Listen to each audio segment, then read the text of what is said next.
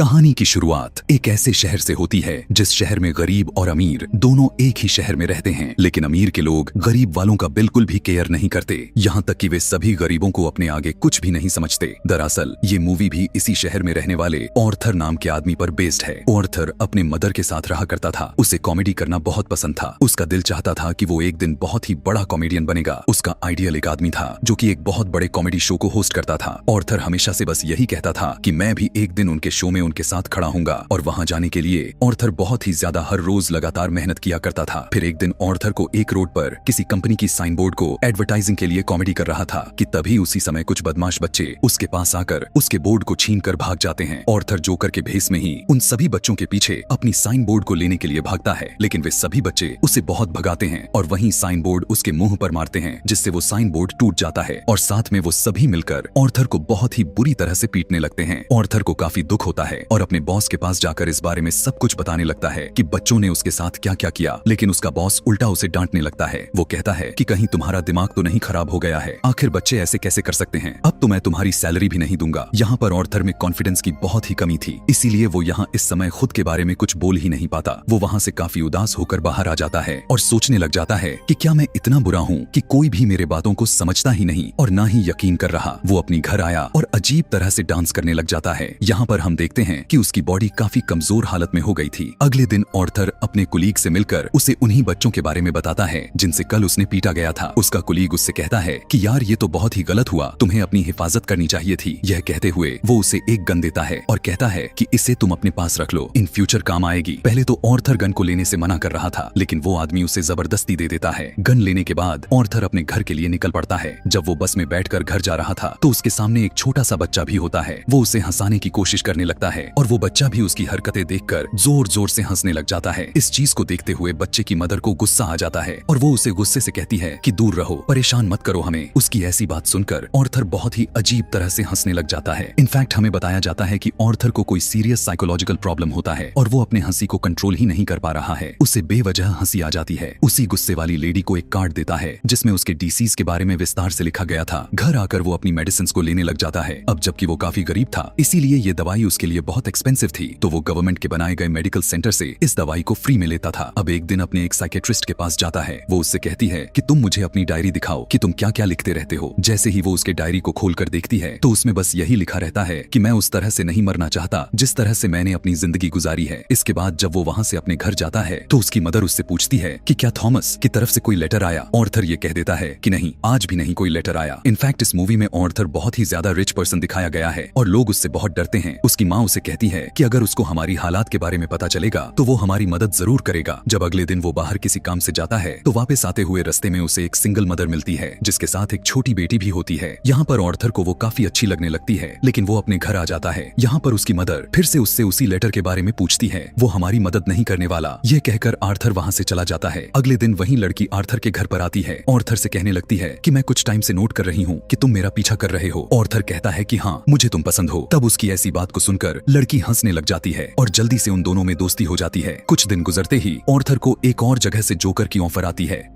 वो एक children hospital होता है और जब ऑर्थर वहाँ पर जाकर डांस कर रहा था तो उसके पॉकेट से वही गन बाहर नीचे गिर जाती है। सभी बच्चे डर जाते हैं और वहाँ का स्टाफ हैरान होता है कि इसके पास गन क्यों है। यह बात तेजी से फैलती है और उसे इस जॉब से भी निकाल दिया जाता है। वो अपने बॉस को कॉल करके कहता है कि ये तो बस एक टॉय गन है। तब उसके बॉस कहता है कि नहीं, मुझे अच्छे से पता है कि तुम्हारे कुलीग ने तुम्हें असली गन दी थी और तुमने खुद उससे गन ली। यहाँ पर ऑर्थर के दिल को दोबारा से हर्ट होता है कि उसके कुलीग ने तो उसे इस गन को जबरदस्ती दी थी। फिर हम देखते हैं कि ऑर्थर ट्रेन में बैठकर घर जा रहा होता है। पता चलता है कि थॉमस वेन के आदमी थे। वो ट्रेन में बैठे हुए एक लड़की को छेड़ रहे होते हैं। यह देखकर ऑर्थर को यहाँ पर उसे अपने मेंटल डिसऑर्डर की वजह से हंसी आने लग जाती है और वो तीनों आदमी समझने लगते हैं कि ये हम पर हंस रहा है। इसी वजह से वो उसे बहुत ज्यादा मारने लगते हैं। इतना मारते हैं कि उसके मुंह से खून निकलने लग जाता है। ऑर्थर उन्हें अपनी बीमारी के बारे में बताने की कोशिश तो कर रहा था, लेकिन वो तीनों उसकी किसी बात को सुन ही नहीं रहे थे। अब यहाँ पर ऑर्थर को उन तीनों पर गुस्सा आ जाता है और अपनी गन निकालकर उन तीनों को शूट कर देता है। वो वहाँ से डर कर भागने लग जाता है और यह सोचने लग जाता है कि मैंने तो अब 3 लोगों को मार डाला है। वो खुद को एक बाथरूम में लॉक्ड कर लेता है। पहले तो वह बहुत ही बुरी तरह से डर रहा था, लेकिन यहाँ पर वो काफी अजीब तरह से डांस करने लग जाता है। उसे देखकर ऐसा लग रहा था कि अब जैसे कि उसे कोई रिग्रेट नहीं है और वो काफी सुकून के साथ डांस कर रहा था। घर आने पर उसने न्यूज देखता है जिसमें थॉमस बोल रहा होता है। वो कहता है कि जिन 3 लोगों का कत्ल हुआ है वो मेरे ही आदमी थे और उन्हें किसी जोकर ने मारा है। लेकिन यहाँ पर इस शहर के गरीब लोग उन तीनों का साथ देने के बजाय जोकर का साथ दे रहे थे, क्योंकि वो जोकर के रूप में ही अमीरों के खिलाफ स्ट्राइक कर रहे थे। अब दोबारा से ऑर्थर अपने साइकेट्रिस्ट के पास जाता है तो वो उसे बताने लगती है कि हम आज आखिरी बार मिल रहे हैं, क्योंकि गवर्नमेंट ने हमें फंड्स देना भी बंद कर दिया और इसके बाद मैं तुम्हारा फ्री इलाज नहीं कर सकती। ऑर्थर दोबारा से काफी टूट जाता है और उदास होकर बाहर आ गया। यहाँ से सीधा हम एक कॉमेडी शो में ऑर्थर को देखते हैं जो वो लोगों को हंसाने की कोशिश कर रहा होता है, लेकिन वो ऐसा कर नहीं पा रहा था क्योंकि उसी समय उसे जोर जोर से हंसी आने लग जाती है। इस वजह से उसका शो खराब हो जाता है और वो घर के लिए वहाँ से निकल जाता है। घर आने पर उसकी मॉम उससे कहने लगती है कि बेटा ये लेटर थॉमस के लिए पोस्ट कर दो। लेटर पढ़ने पर ऑर्थर के आंखों पर यकीन ही नहीं हो रहा था। वो अपने मदर के पास जाकर कहता है कि आपने मुझसे यह सब क्यों छुपाया। उसकी मदर उससे कहती है कि मैंने यह सब जानबूझकर नहीं किया। इनफैक्ट थॉमस और मैं एक दूसरे से बेहद प्यार करते थे, इवन शादी भी करना चाहते थे, लेकिन मैं बहुत गरीब थी और वो बहुत अमीर, इसीलिए हम दोनों सोसाइटी की वजह से ही शादी नहीं कर सके। ऑर्थर अपने डैड से मिलने के लिए निकल पड़ता है। जब वो वहाँ पर पहुँचता है तो उसके घर के गेट के पीछे थॉमस का बेटा खड़ा हुआ था। ऑर्थर वहाँ पर बच्चों जैसा हरकतें करने लग जाता है और उसे भी हंसाने की कोशिश कर रहा था, लेकिन तभी उसी वक्त थॉमस का वर्कर आ जाता है। वो बच्चे से कहता है कि अनजान लोगों से बात नहीं करते और ऑर्थर को वहाँ से जाने के लिए कहता है। ऑर्थर उस आदमी से कहने लगता है कि मैं सच्चाई से पर्दा हटाकर ही जाऊंगा, क्योंकि मेरी माँ ने थॉमस के पास 30 साल काम किया और वो दोनों एक दूसरे से प्यार भी करते थे और मैं किसी और का नहीं बल्कि थॉमस का ही बेटा हूँ। जिस पर बटलर उसे कहता है कि तुम और तुम्हारे माँ दोनों पागल हो, क्योंकि तुम्हारे माँ ने इस स्टोरी को अपने पास से बनाई है, उसका थॉमस से कोई लेना देना नहीं है। यह सुनकर ऑर्थर को काफी बुरा लगता है और वो वहाँ से चला जाता है। घर आते ही ऑर्थर को पता चलता है कि उसकी मॉम को किसी तरह का अटैक हुआ है और उन्हें हॉस्पिटल के लिए शिफ्ट किया जाता है। हॉस्पिटल के बाहर जब ऑर्थर बैठा हुआ था तब उसके पास 2 पुलिस वाले आते हैं। वो उससे पूछते हैं कि उस दिन जो ट्रेन में 3 आदमी मरे थे क्या तुम उसे जानते हो? तब ऑर्थर कहता है कि नहीं, मुझे कैसे पता कि वो कौन थे। उसे यहाँ पर पता चलता है कि इन पुलिस ऑफिसर ने उसकी माँ से भी सेम सवाल को पूछा था, जिसकी वजह से उसकी मॉम को अटैक हुआ। कुछ टाइम के बाद वो अपने माँ के पास आ जाता है और वहीं पर वो लड़की होती है कि तभी वहीं पर टीवी चल रही थी, जिसमें वहीं ऑर्थर का फेवरेट टीवी होस्ट होता है, वही कॉमेडियन जिसे ऑर्थर बहुत ही ज्यादा पसंद किया करता था।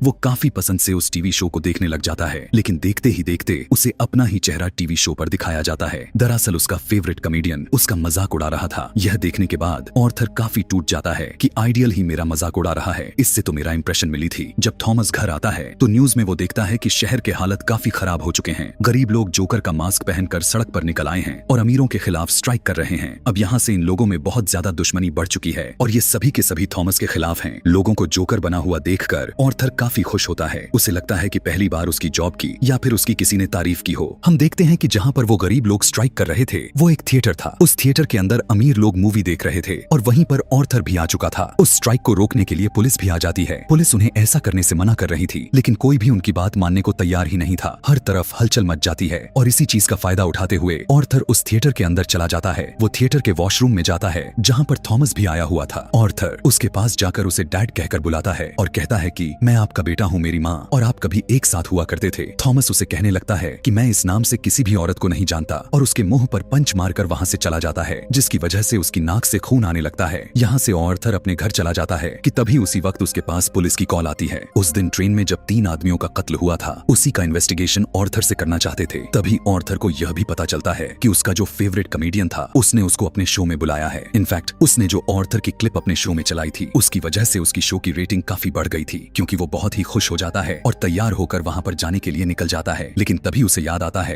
कि थॉमस के बटलर ने कहा था कि मेरी माँ पागल है, इसीलिए वो उसी मेंटल हॉस्पिटल जाता है जहाँ पर उसकी माँ का कभी इलाज हुआ था। वो उन लोगों से अपनी माँ की फाइल मांगता है तो वे उसे देने से मना कर देते हैं, इसीलिए वो उस फाइल को चुरा कर वहाँ से भाग जाता है। उसमें लिखा हुआ था कि ऑर्थर की माँ के साथ किसी और के साथ रिलेशन था। वो उसे बहुत अजीब तरह से टॉर्चर किया करता था, उसे मारा करता था और इसी दौरान ऑर्थर के सर पर भी चोट आई थी, जिसकी वजह से वो आज इस डिसीज का शिकार हो चुका है। वो वहाँ से सीधा अपने दोस्त यानी वही सिंगल मदर के पास जाता है, लेकिन हमें यहाँ पर पता चलता है कि असल में वो तो थी ही नहीं। दरअसल वो लड़की उसकी सिर्फ एक इमेजिनेशन थी और उसको बहुत सारे विजन आया करते थे। ऑर्थर अपनी माँ की झूठी बातों की वजह से काफी परेशान हो जाता है। उसे इतना ज्यादा गुस्सा आ जाता है कि वो हॉस्पिटल जाकर एक पिलो से अपने माँ को ही मार डालता है। घर आने पर उसे एक पिक्चर मिलती है जिसमें लिखा हुआ था कि मुझे तुम्हारी स्माइल काफी पसंद है, जो कि थॉमस ने लिखा हुआ था, जबकि ये पिक्चर उसकी मदर की ही थी। यहाँ पर उसे एहसास होता है कि उसकी माँ झूठ नहीं बोल रही थी। वो अपना जोकर का मेकअप करने लग जाता है। यहाँ पर वो काफी दुखी हो जाता है। उसे कुछ भी समझ में नहीं आ रहा था कि उसके आसपास क्या हो रहा है। तभी वहाँ पर उसका वही कुलीग आ जाता है। वो उससे पूछने लगता है कि उस दिन ट्रेन में जो 3 मर्डर हुए थे, इवन तुम्हारे मॉम का भी कत्ल हुआ, मैं उसके बारे में कुछ पूछना चाहता हूँ। यहाँ पर ऑर्थर को लगने लगता है कि ये लोग फिर से मेरा जीना हराम करने के लिए आए हैं। इसीलिए गुस्से में आकर वो अपने ही कुलीग को काफी बुरी तरह से मार डालता है। उसे मार देने के बाद जोकर मेकअप के साथ तैयार होता है। ऑर्थर यहाँ पर जोकर का फूल कॉस्ट्यूम को पहन लिया था। यहाँ पर वो अब अपने फेवरेट कॉमेडियन शो में जाने के लिए तैयारी कर रहा था। वो बहुत खुश होता है और रास्ते में डांस करता हुआ जा रहा था। वहीं पर वो दोनों पुलिस ऑफिसर भी आ जाते हैं जो उस दिन ट्रेन में हुए हादसे के बारे में इन्वेस्टिगेशन कर रहे थे। उन्हें देखकर ऑर्थर वहां से भाग जाता है और आकर एक ट्रेन में घुस जाता है। उसी ट्रेन में बहुत सारे ऐसे लोग भी मौजूद थे जिन्होंने जोकर का कॉस्ट्यूम पहना हुआ था।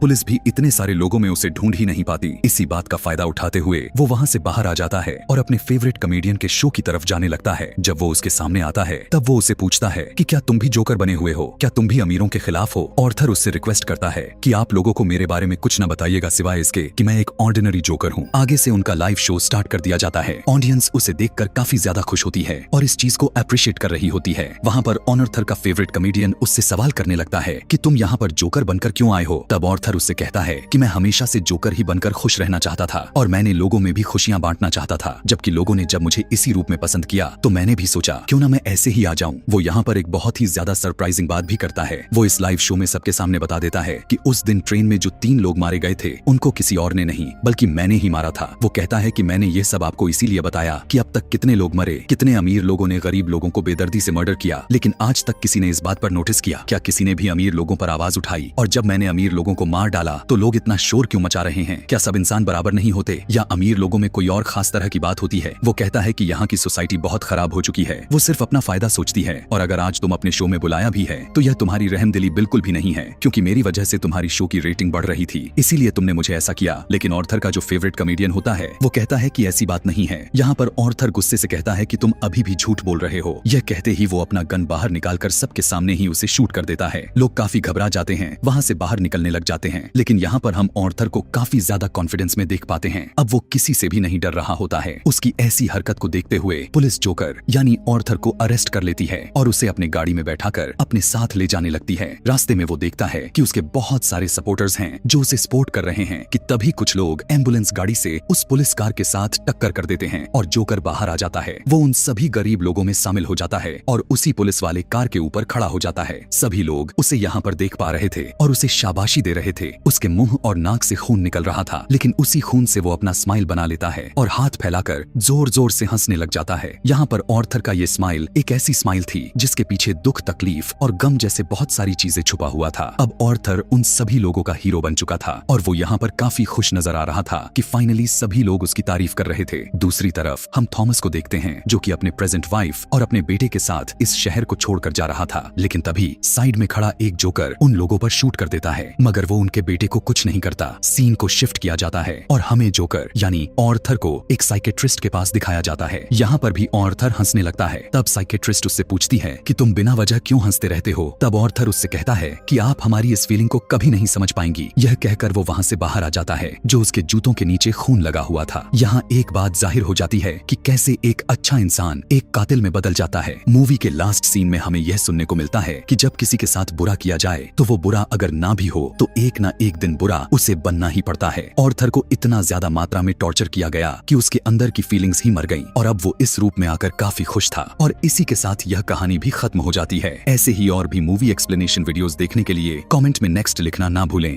Thanks for watching.